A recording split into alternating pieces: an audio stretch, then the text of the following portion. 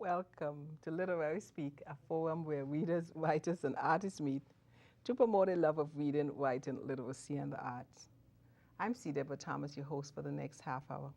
With me today is Anthony Sykes, and Anthony is a tax accountant, and he's going to spend some time talking to us about this new law that was signed into effect by President Obama, because you know it's going to impact your taxes, and it's going to also impact the speedy nature or lack thereof of your tax returns for this tax season. So Anthony's going to talk to us about that. Anthony, welcome to Literary Speak. Tell us a little bit about yourself. Thank you for having me. I've been in business for over 20 years. First, I guess going chronologically backwards, I worked for Commerce Clearinghouse. That's a company that actually writes and distributes the tax law changes. Before that, I worked for Johnson & Johnson, and then before that, a company called Wix. Out here, it was furniture. In the east, it was agriculture. And before that, I worked for Internal Revenue Service itself. I was a revenue agent. And I've had a career over 35 years in taxes and accounting. This year is one that I have not seen like in a very, very long time.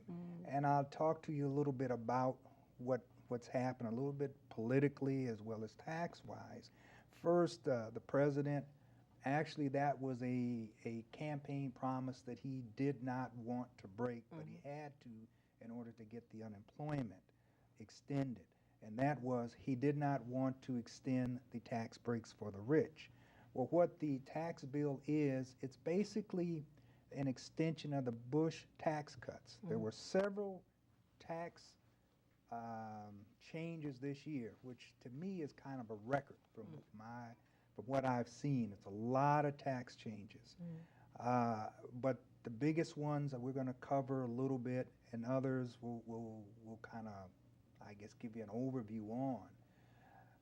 And in doing this, what the president was trying to do with a Congress that seems to be divided is get something for the American people, particularly the middle class. And that's what he's done with this bill. So a lot of the tax changes will remain the same as they were in last year. But there's some new things. What we may need to look at is maybe a little planning we can talk about later or something like that.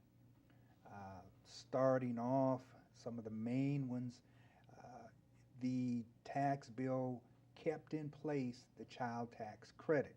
If you have a child that's under 17, this year, if it had not been for this change or keeping the tax as it was, you would receive $500 instead of $1,000. Well, it's back to $1,000 for every child that's your dependent and under 17 years of age.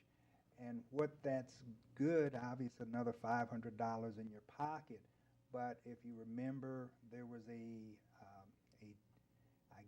tax bill that reduced the tax rate, and not the tax levels, but just your withholding rate. So if you made the same money this year, you actually would have paid taxes if these changes had not been put back in place. So a lot of people would have a surprise, and that would not have been good for the economy. That was a lot of wrangling, my understanding, and behind the scenes, and I guess some soul searching for the president. Yeah.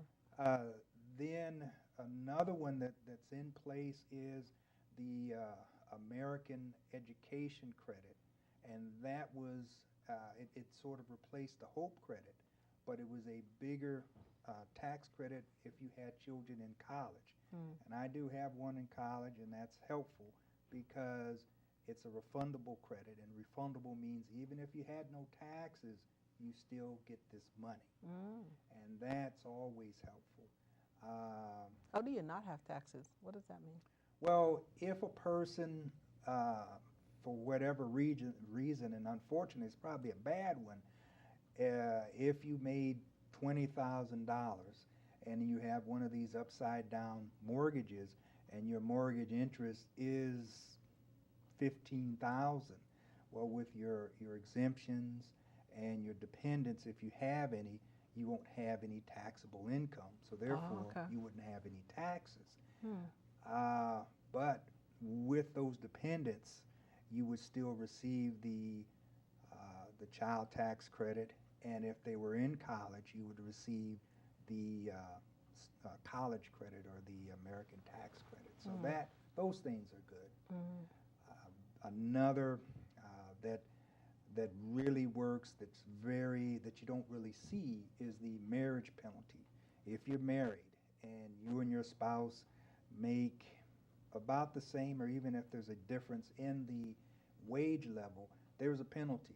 If you were single, you would actually pay you paid less tax than if you were married, or you had percentage-wise a higher percent of itemized deductions. The marriage penalty basically doubled the standard deduction for married couples compared to a single person, and it's sort of taken that penalty out of getting married.